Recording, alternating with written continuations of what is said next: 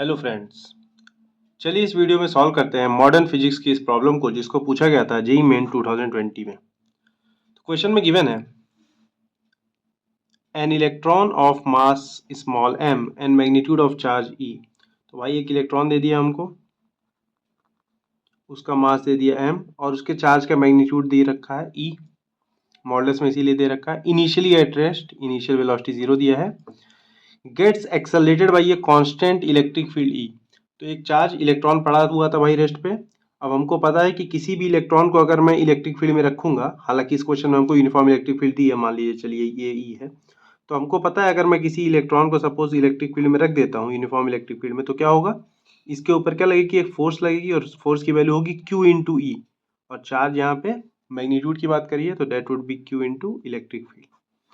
और इसकी वजह से एक्सेलरेट कर जाएगा और एक्सेलेरेशन क्या हो जाएगा, force upon mass, that would be force upon mass, this would be that. तो इसकी वजह से क्या हो जाएगा, इलेक्ट्रॉन में एक एक्सेलरेशन आ जाएगा। ठीक है, अब हमसे पूछ क्या रहा है, the rate of change of de Broglie wavelength of this electron. अब इलेक्ट्रॉन जब मोशन करने लगेगा तो उसका वेव नेचर भी आएगा सामने और उस वेव नेचर की वजह से उसमें एक डी ब्रॉगली वेवलेंथ प्रोड्यूस होगी। और उस डी ब्रॉगली वेवलेंथ का रेट ऑफ चेंज हमसे पूछ रहा है विद रिस्पेक्ट टू टाइम, मतलब हमसे पूछा है D lambda by d T. और हमसे बोल रहा है भाई रिलेटिविस्टिक इफेक्ट्स को आप इग्नोर कर दीजिए।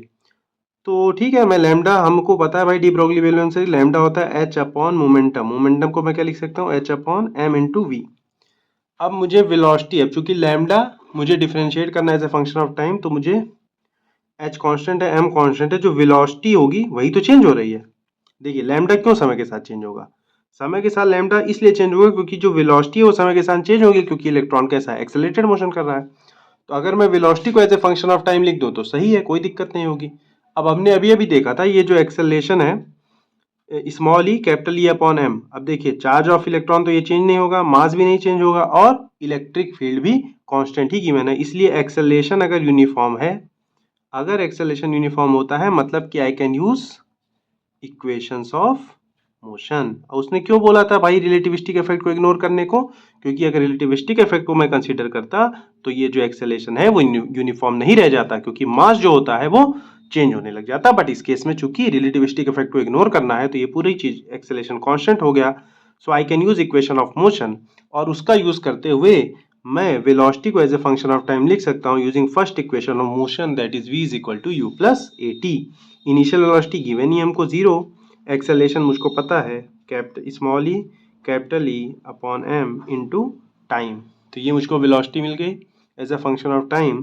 तो लैम्डा क्या हो जाएगा, एच अपॉन एम, वेलोसिटी की वैल्यू उठा करके रख दीजिए, ये एम से एम कैंसिल हो गया, एच अपॉन ई स्मॉल ई कैपिटल ई इंटू टाइम। अब कुछ नहीं पता करना मुझे, d lambda by d t करना है। तो क्या हो जाएगा, टाइम के रिस्पेक्ट में जब डिफ्रेंशिएट करूंगा तो H upon magnitude of E capital ई, और 1/t का डिफ्रेंशिएशन होता है -1/t²। कुछ नहीं किया है, t by d x of x की power n, n x to the power of n-1, बिल्कुल सिंपल सा यूज़ किया है।